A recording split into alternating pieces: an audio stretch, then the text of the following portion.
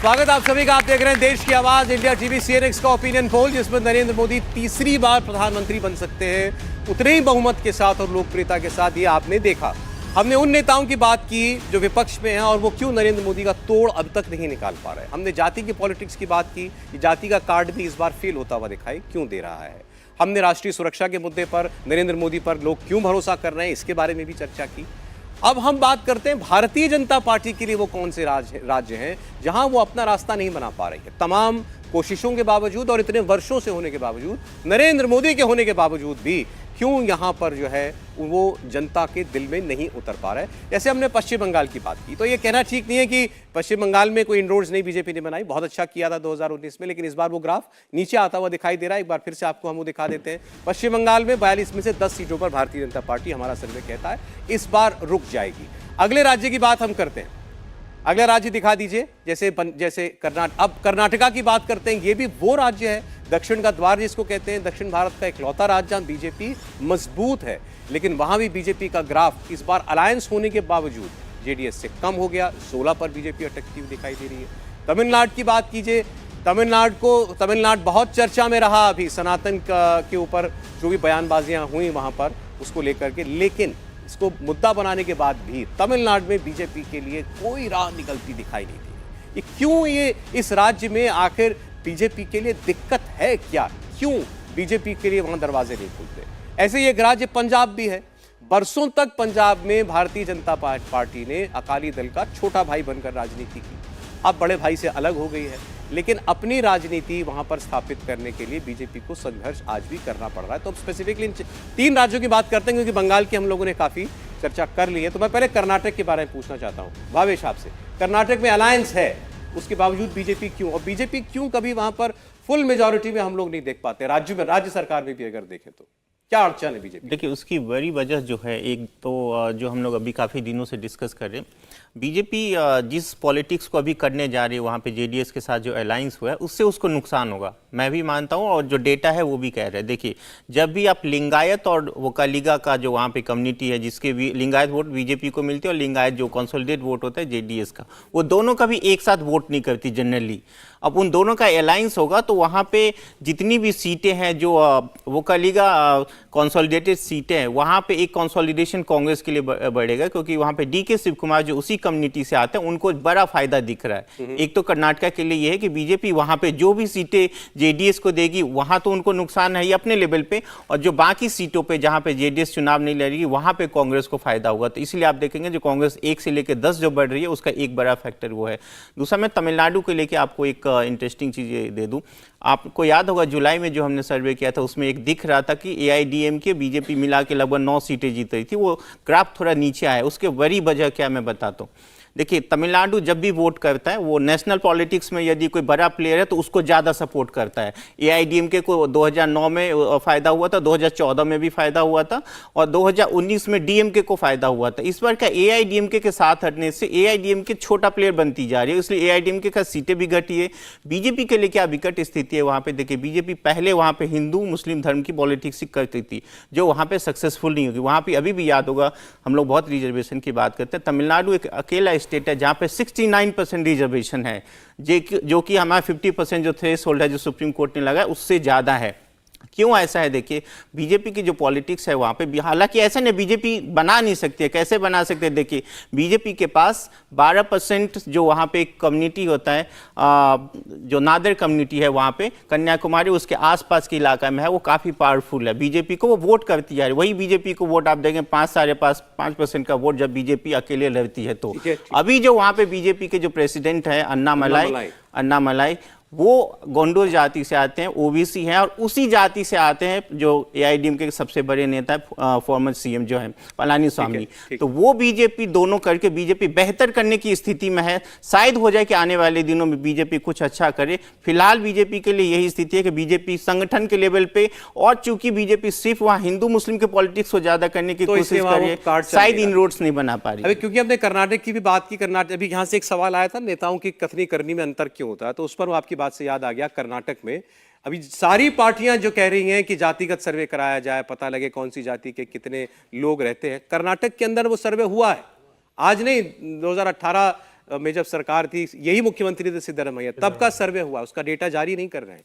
और उसके पीछे वजह जो बताई जा रही है, जो चर्चा में है, कि वहां पर जो सबसे डोमिनेंट कास्ट बताई जाती हैं, उन डोमिनेंट कास्ट का नंबर बड़ा कम निकल करके आ जाएगा अगर वो सर्वे सामने आ गया तो। और अगर ऐसा होगा तो सारी पॉलिटिक्स बैठ जाएगी इन बड़ी पार्टियों की, और मुझे लगता है उसमें भारतीय जनता पार्टी को भी नुकसान होगा अगर ऐसा सर्वे सामने आता है तो। लेकिन ये एक उदाहरण के तौर पर था कि आप जिस बात की देश भर में आपने जिसका नारा लगा रखा है, वो अपने ही राज्य में कैसे कांग्रेस उस बात को कर नहीं रही है।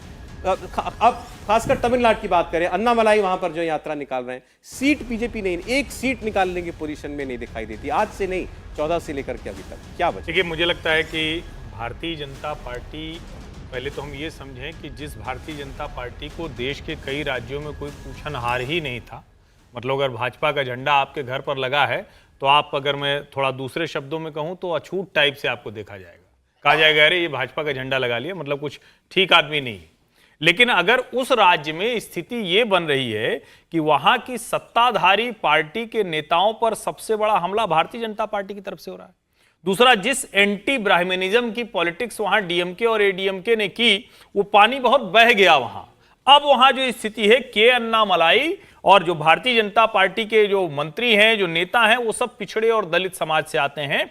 वहां भारतीय जनता पार्टी ने अपना जो लीडरशिप वाला है वो गैप खत्म कर लिया। अब दूसरा गैप होता है कि जो पार्टी वहां सत्ता में है, जो बरसों से राजनीति है, उसमें आप इनरोड्स कैसे करते हैं, उसमें टाइम लगेगा। लेकिन जो कन्याकुमारी से के अन्नामलाई ने यात्रा शुरू की, जो वी सेंथिल बालाजी हो, स्टालिन हो, उस पर जो अटैक किया है के अन्नामलाई ने, तो भारतीय जनता पार्टी ने अपना एक चरण पूरा किया। दूसरे चरण के लिए 29 का इंतजार करना होगा, मत प्रतिशत बढ़ेगा, सीटें बहुत आएंगी, संभव नहीं आज एक सीट कन्याकुमारी तो 5 साल बाद बीजेपी का ग्राफ आप कह रहे हैं उठेगा, निश्चित उठेगा जरूर वहां तमिलनाडु के अंदर। पंजाब के बारे में बात करें, राहुल जी से शुरुआत। देखिए, पंजाब में बड़ी विकट स्थिति है बीजेपी के लिए, क्योंकि मुझे बाकी राज्यों में भी कुछ थोड़ा बहुत ऐसा लगता है, कर्नाटक को अगर छोड़ दें, कि ये बात ठीक है कि लोकसभा चुनावों में जो है वो वोट जो है नरेंद्र मोदी जी के नाम पे पड़ेगा, लेकिन आपका जो राज्य है वहाँ पर भी एक ऐसा नेता होना चाहिए जिसका नाम हो, जिसका लोग जानते हों,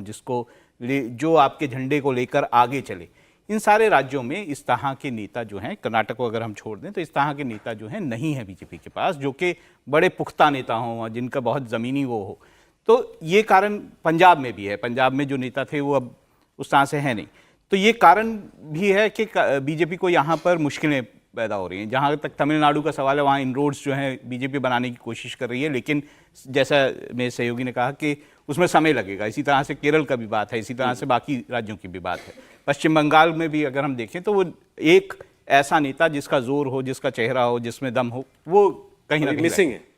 आपने जिक्र कर दिया है, हमने यहाँ डेटा तो नहीं दिखाया, लेकिन यहाँ केरल में भी बीजेपी, और केरल तो ऐसा राज्य बताते हैं संघ का वहां पर जमीनी स्तर पर जो है काफी फैलाव है। इस सब के बावजूद, और आप खबरों में अगर आप देखें सरकार को चुनौती देने वालों में, तो भारतीय जनता पार्टी के लोग या संघ से जुड़े लोग ही जो है वो सामने दिखाई देते हैं, लेकिन फिर भी हम देखते हैं वोट के नाम पर कुछ नहीं। आनंद जी, केरल में इनको, केरल की राजनीति जो बड़ी अजीब सी राजनीति वहाँ काम करती है। वहाँ चर्च भी काम करता है, वहाँ कम्युनिज्म भी काम करता है, वहाँ गल्फ से आने वाले पैसे का प्रभाव भी काम करता है। तो इन सब चीज़ों को देखते हुए बीजेपी अभी वहाँ प्रयास कर रही है और बहुत संघर्ष करते हुए दिख रही है। और राजनीति में ऐसा कोई घटना या दुर्घटना हो जाए तभी आपको सीटें मिलती है, अन्यथा बहुत लंबा समय लगता है कि कहीं आपको अपनी जमीन तैयार करनी है। हर्षवर्धन जी ने ठीक कहा, कार्यकर्ताओं ने वहाँ एक जमीन तैयार की है। और अब आप देखें कि जो वहाँ के विजयन है वो लगातार भारतीय जनता पार्टी पर ही हमलावर होते हैं, क्योंकि पहले वहाँ वो जो पहले बाइपोलर होता था, एक कांग्रेस और रिवाज, और वो था कांग्रेस और सीपीएम। लेकिन अब कांग्रेस के वहाँ कमजोर होने की वजह से, और आप फिर कहेंगे मैं राहुल गांधी को ले, आप केरल की बात आप कर रहे हैं तो श्रीमान राहुल गांधी जी वहीं से लड़ते हैं, वायनाड से। अब वायनाड की सीट पर भी झंझट है। तो इस सब चीजों को देखते हुए और बीजेपी और क्या झंझट? अब आप राहुल गांधी के लिए वायनाड में भी झंझट बता रहे हैं? नहीं, वो जो समाचार पत्रों में छप रहा है सौरभ जी, कि वहां पर कम्युनिस्ट पार्टी कह रही है, क्योंकि वो मुस्लिम बहुल क्षेत्र है, इसलिए कम्युनिस्ट पार्टी को लगता है कि राहुल जी तो राष्ट्रीय नेता हैं, वो कहीं से खड़े होंगे, जीत जाएंगे। लेकिन इसमें एक बहुत महत्वपूर्ण बात जो मैंने अपने शोध के दौरान प्राप्त की थी, कि गांधी परिवार कभी भी अर्बन सीट से चुनाव नहीं लड़ता। आप नेहरू जी को उठाकर देख लीजिए और नेहरू जी से श्रीमान राहुल गांधी तक आइए, वो हमेशा, वो इलाहाबाद से चुनाव नहीं लड़े नेहरू जी, फूलपुर चले गए। आप इसकी वजह समझ पाए आप? वजह समझ पाया मैं, क्योंकि वहां पर इनकी जो एक छवि है, वो छवि के आधार पर इनको वोट मिलता है, और इसी छवि के आधार पर वोट लेने के लिए इंदिरा गांधी चिकमगलूर गई थी, आप याद करिए, जब वहां हार गई थी। छवि मतलब जहां के लोगों के लिए ये मसीहा, लार्जर देन लाइफ, हाँ, मसीहा आएगा, एक मसीहा आएगा, आपके सारे दुख दर्द को दूर कर देगा। क्योंकि वहां पर जो पिछड़े इलाके होते हैं, वहां पर लिटरेसी बहुत कम होती है, वहां के लोगों की जो आकांक्षाएं होती हैं वो बहुत कम होती हैं और बहुत जल्दी संतुष्ट हो जाते हैं। ये अकारण नहीं था कि गांधी परिवार ने अमेठी को चुना, ये अकारण नहीं था कि उन्होंने रायबरेली को चुना। आप याद करके देख लीजिए, मैं सारे दर्शकों से और सारे बच्चों से आग्रह करता हूं कि क्या कभी उन्होंने दिल्ली से, मुंबई से, बेंगलोर से, चेन्नई से, किसी भी महानगर से गांधी परिवार का कोई भी व्यक्ति चुनाव लड़ा हो तो कोई मुझे बताए। बड़ी इंटरेस्टिंग आपने इनसाइट दी है। खैर चलिए, कुछ सवाल अंत में आप लोगों का, एक राउंड सवालों का हो जाए। पीछे दीजिए, सबसे पीछे पूछिए। नमस्कार सर, मेरा नाम ऋतिका नेगी है। अब हम जैसे यहाँ पे फ्री पॉलिटिक्स की बात हुई कि फ्री पॉलिटिक्स प्रोग्रेसिव नहीं है, तो हमारे देश में नीरव मोदी, विजय माल्या जैसे भी लोग हैं जो देश का इतना सारा पैसा लेके भाग गए हैं। सरकार क्या कर पाई? कुछ नहीं कर पाई, वो पैसा वापस नहीं आया। पर वहीं पे अगर हम हमारे देश के किसानों की बात करें, वो 20,000 50,000 का लोन ना दे पाने की वजह से सुसाइड कर लेते हैं। आंकड़ों की बात देखी जाए तो पिछले 10 सालों में 10,000 से ज़्यादा किसानों ने एग्रीकल्चर सेक्टर में सुसाइड किया है। रैलीज, इलेक्शन से पहले जो रैलीज होती है उसमें इतना पैसा खर्च होता है, तो क्या वो जो जितना पैसा विजय माल्या लूट के ले गए, नीरव मोदी लूट के ले गए, वो उनसे तो किसानों की थोड़ी मदद हो सकती है। उनका 20,000 50,000 गरीब को कुछ मिल जाता है तो हम रेवड़ी कहते हैं। क्या गरीब का हक नहीं है कि उसको थोड़ी राहत मिल जाए? इस राजनीति में क्या क्या गलती है? इस पर हर्षवर्धन जी ने चूंकि बात की थी, आप ही जवाब दीजिए उत्तर। नहीं, ये बहुत अच्छा सवाल है और मुझे लगता है कि एक तो अच्छी चीज है कि आप लोग सबको ध्यान से सुन रहे हैं, यानी जितने लोग चाहे पक्ष विपक्ष में हो, वो जो मुद्दे बना रहे हैं उसको आप सुन रहे हैं। पहली बात तो ये कि कोई नीरव मोदी, कोई विजय माल्या या कोई और पैसा लेके भाग रहा है, वो वाला पैसा किसानों को दे दिया जाए, ये एक गलत तरह की धारणा है। वो पैसा किसी ने कर्ज लिया, किसी ने किसी तरह का भ्रष्टाचार किया, तो इसका मतलब नहीं कि वो पैसा देश के कहीं जुड़ा हुआ है, उसको उठा के वहां दे देना है। दूसरा ये कि इस देश में किसानों पर जो राजनीति होती रही, बार बार उनका कर्ज माफ किया जाता रहा। लेकिन आप इसको ऐसे समझिए कि आपके ऊपर कर्ज है, कर्ज माफ किया गया, बैंक की इकोनॉमी चौपट हो गई, जो कर्ज वाला किसान है वो भी अगले कर्ज माफी का इंतजार कर रहा है। होना क्या चाहिए? होना यह चाहिए कि जैसे कोई उद्योगपति, मैं ये शर्ट पहनकर आया हूं, मैं गया दुकान पर खरीदने, तो मैंने तय किया या दुकान वाले ने तय किया या सरकार ने तय किया? अगर इस सवाल का जवाब आप सोचे तो आपको समझ में आएगा किसान की दुर्दशा क्या है। ये उस दुकान वाले ने तय किया, मेरी इच्छा थी, मुझे ये शर्ट अच्छी लगी, किसी सरकार ने कोई सब्सिडी नहीं दी और वो दुकान वाला प्रॉफिट कमाता है, आप भी लाइन लगाकर वो खरीदते हैं। किसान का क्या है? नट बोल्ट कर बनाने वाला उद्योगपति तो कीमत तय करेगा, वो तो क्या तय करता है? एमआरपी, मैक्सिमम रिटेल प्राइस, अधिकतम खुदरा मूल्य। किसान को क्या इस देश की सरकारों ने दिया? शर्म आनी चाहिए, उन्होंने उनको दिया एमएसपी, न्यूनतम समर्थन मूल्य। यानी किसान सारे जीवन समर्थन पर चलेगा और जो उद्योगपति है या कोई और है वो खुदरा मूल्य पर, अधिकतम वाले पर काम करेगा। ये आप सोचिए ना, आप क्यों नहीं सोचते ठीक से? किसी भी सरकार की कर्ज माफी देश का ना भला करती है ना उसका। जिसका कर्ज माफ हुआ उसको सशक्त करना होगा, उसके उपज की कीमत वो तय करे, ये करना होगा। जो कृषि कानून कर रहे थे इस देश में नेताओं ने, उसके एक जिसको कहते हैं ना, गाड़ी के आगे काट रख दिया, उनका बुरा कर दिया। पूछिए। नमस्कार सबको, मेरा नाम मेघा है और मेरा सवाल केजरीवाल जी के मतलब उनसे रिलेटेड है। हमने केजरीवाल जी को वोट दिए, हमने उन्हें जिताया और हमने उनको जिताया, वोट दिए, और हमने एक्सपेक्ट करा था कि वो बहुत ज़्यादा उन्नति लाएंगे दिल्ली के लिए। दिल्ली में जितने भी क्राइम रेट्स बढ़ रहे हैं उसको वो थोड़ा सा कंट्रोल करेंगे। बट जब भी हम उनसे उनकी पार्टी से जब भी सवाल आता है कि आप क्या कर रहे हैं दिल्ली के लिए, आप कब अब एक स्ट्रॉन्ग स्टेप लेंगे। वो हमेशा ऐसा कह देते हैं कि हमारे पास तो है ही नहीं पावर, वो तो सारा मोदी जी के पास है, मोदी जी हमें करने ही नहीं दे रहे हैं। तो ये ब्लेम गेम जो है वो बीजेपी के साथ खेल रहे हैं इतने सालों से, वो कब बंद होगा और कब वो एक स्ट्रॉन्ग स्टेप लेंगे और दिल्ली के जितना भी दिल्ली की उन्नति के लिए वो कब वो करेंगे। आपने अभी जो बात की, पहले आप बताइए, आपको ये अरविंद केजरीवाल जी का बहाना लगता है या उनकी मजबूरी लगती है वाकई सच में?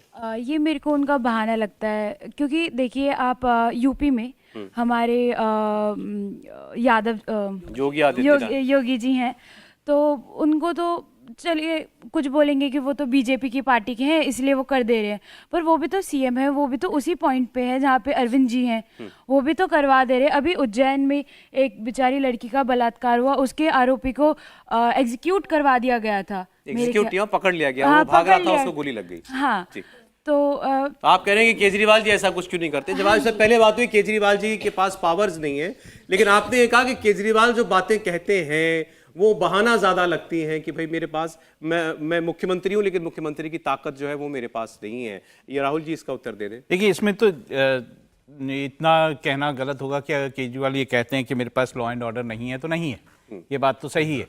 लेकिन अगर हम ये कहें कि केजरीवाल कुछ नहीं कर सकते हैं, केजरीवाल को उसी तरह से ये मुद्दे उठाने चाहिए जिस तरह से जो उन्होंने भ्रष्टाचार के मुद्दे उठाए थे, तब उनको क्योंकि लग रहा था कि मैं पॉलिटिक्स में इस्टेब्लिश हो जाऊंगा, तो ज़बरदस्त तरीके से उन्होंने मुद्दे उठाए थे, बैठ गए थे, धरना दिया था।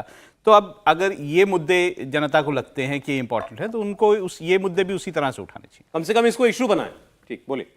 नमस्कार, मेरा नाम नायसा है। जैसे कि हम सब जानते हैं कि बीजेपी ने हमेशा से ये कहा है कि एक, थोड़ा जोर से बोलो बेटा।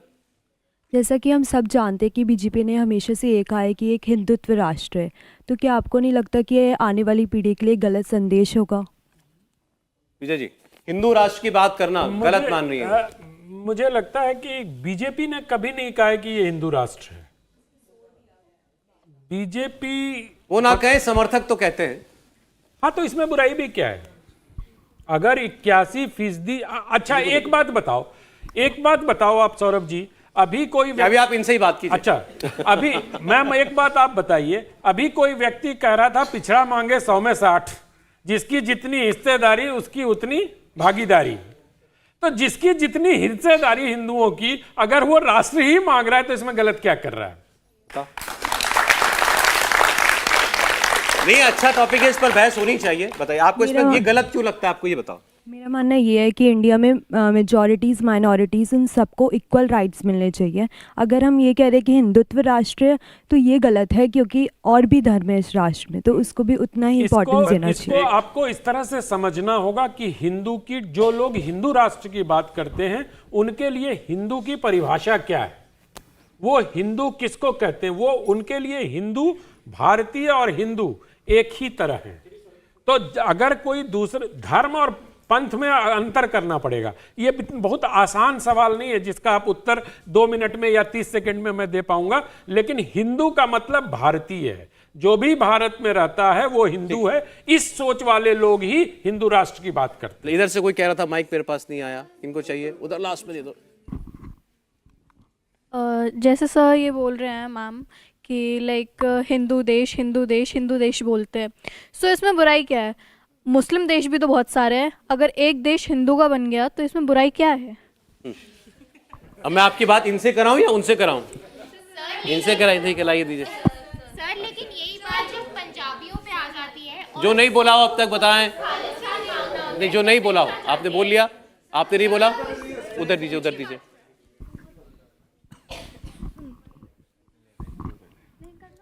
ये हिंदू वाले पे जल्दी बोलो बेटा, नहीं सवाल है तो माइक दे दो। नमस्ते सर, मेरा नाम नव्या मोंगा है। मेरा क्वेश्चन ये है कि जैसे मोदी जी के आने से डिफेंस टीम जो भी है हमारे कंट्री की, वो बहुत बेटर हो गई है, लेकिन साथ ही साथ क्या आपको ये नहीं लगता कि उनको और भी मुद्दों पर कंसंट्रेट करना चाहिए? जैसे कि जो क्राइम रेट्स है वो बहुत ज़्यादा बढ़ रहे हैं, और साथ ही साथ जो हमारे माइनॉरिटीज़ को रिजर्वेशंस मिल रखी है, उसकी वजह से जनरल कैटेगरी के लोग बहुत ज़्यादा पीछे पड़े हुए हैं। चलिए, हमने रिजर्वेशन पर बात की है, क्राइम अगेंस्ट वुमेन पर भी बात की है, उधर दो, लास्ट पे दो, बोलिए। नमस्कार सर, आप सभी को। मेरा नाम आकाश कुमार। मैं आप सभी से एक क्वेश्चन पूछना चाहूँगा कि हम बात करते हैं जब भी डिफेंस की, तो सबसे पहले हमारे माइंड में जो आती है वो आती है हमारी इंडियन आर्मी। तो हम इंडियन आर्मी की बात करते हैं। और मोदी जी मतलब एक आपने जो बोला कि मोदी है तो देश सुरक्षित है, आप उसी आर्मी की जो पेंशन है जो ख़त्म कर दे रहे हैं, उसको 4 साल के लिए उसको जॉब पे रख रहे हैं, उसके बाद उसको हटा दे रहे हैं। और आप ही के नेता जो है वो बोल रहे हैं कि हम उनको सिक्योरिटी गार्ड रख लेंगे, ये कर लेंगे। इस पर कुछ आप कहना चाहेंगे तो बताइए हर्षवर्धन। नहीं, मैं फिर से दोहराऊंगा कि मुझे बहुत अच्छा लग रहा है कि सारे जो इश्यूज हैं उस पर आप लोग बहुत पढ़ लिख रहे हैं। पहली बात तो ये कि ये जो अग्निवीर हैं इनको आप कृपा करके इस तरह से मत बात कीजिए कि ये कोई ऐसे मतलब इनको कोई कमतर नौकरी में रखा जा रहा है। इस देश में जब चीन ने हमारे देश पर आक्रमण किया तो सेना की एक रिपोर्ट आई थी, इंदिरा गांधी की सरकार के समय से बात कर रहा हूं। उस रिपोर्ट में क्या कहा गया, हमें आने वाले समय में 2 तरह से बेहतर करना है सेना को, एक टेक्नोलॉजी, दूसरा हमारी सेना की उम्र बहुत ज्यादा नहीं होना चाहिए। फिर एक रिपोर्ट आई जो 70 के दशक में आई, उस रिपोर्ट ने कहा कि हमारा जो कमांडर होगा वो 28 से 30 साल से ज्यादा नहीं हो सकता। एक रिपोर्ट आई जिसने कहा कि हमारे जो सैनिक हों वो कॉम्बैट ट्रेनिंग वाले होने चाहिए, यानी हर कमांडो की तरह होना चाहिए।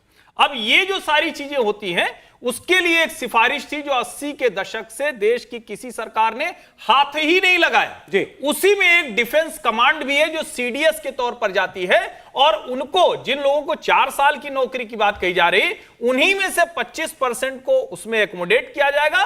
बाकी लोगों को जो इंटरनल सिक्योरिटी में अलग अलग सीआईपीएफ या सीएपीएफ कहते हैं, सेंट्रल आर्म्ड पुलिस फोर्सेज, उसमें उनको एकोमोडेट किया जाएगा। सरकार बता चुकी है। देखिए ये बड़ा साफ है। राहुल जी मैं रिक्वेस्ट करूंगा शॉर्ट में। मैं बस एक छोटी सी बात बोलूंगा कि ये जरूरी है to keep your army young, क्योंकि जो फाइटिंग है, जब वॉर होती है तो यंग लोग फाइट करते हैं, वो लोग फाइट नहीं करते हैं। दूसरी बात ये है कि बहुत सारे देशों में कंपलसरी होता है एक उम्र के बाद इतने सालों तक आपको आर्मी या जो आपके फोर्सेज है उसमें सर्व करना होता है। तो ये एक बड़ा अच्छा, ऐसा नहीं है कि ये बुरी चीज़ है, ये अच्छी एक चीज़ है। ठीक, आज समय इतना ही था। बहुत मैं आपकी तरह मैं भी कहूंगा कि बहुत ही इन्फॉर्म्ड सवाल आप लोगों के लिए आए, बहुत अच्छे आप लोग स्टूडियो में आए, बहुत शुक्रिया आपका।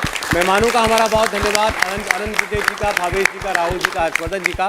अब जो ये संकेत इस सर्वे से निकले हैं ये तो उन राजनीतिक पार्टियों के लिए हैं कि वो इसको कितनी गंभीरता से लेते हैं, लेकिन इस सर्वे ने एक बात साबित कर दी कि देश का मन, देश का मिजाज नरेंद्र मोदी के साथ दिखाई खड़ा दे रहा है। अब विरोधी इसके कैसे काट करते हैं उनके लिए चुनौती है। इंडिया टीवी हर वक्त हर जगह डाउनलोड करने के लिए सर्च करें India TV news Google play store या ऐप स्टोर पर।